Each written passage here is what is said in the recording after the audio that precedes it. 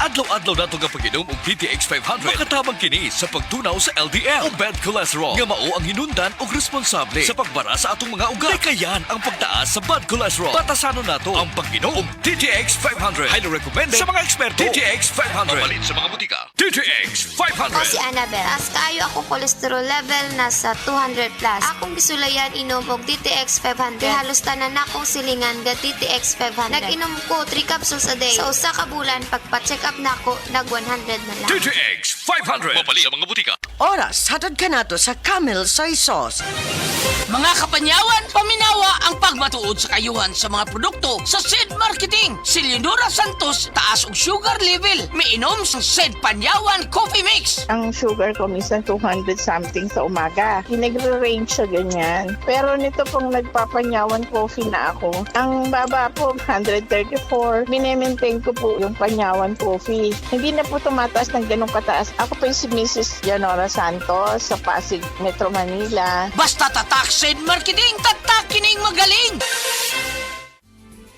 Camel soy sauce, Camel soy sauce, alang sa special mong sudan.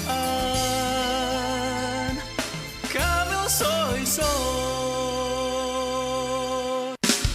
Camel, sukang puti, sa sudan mo palami. Camel, sukang puti, anita na ang sekreto, ang sekreto. Nakatikim ka na ba ng kapeng humahagod sa lalamunan ang sarap at pait nito? Suabe! Naririto na ang kapeng masarap na nakakatulong pa sa kalusugan. SED Panyawan Coffee Mix. SED Panyawan Coffee Mix. Taglay ang pait at lakas ng panyawan herb na nakakatulong magpalakas ng katawan at mangosteen na siyang nakakapagpalakas ng ating immune system. SED Panyawan Coffee. Tamang pait, tamang lasa, tamang nakakatulong sa katawan.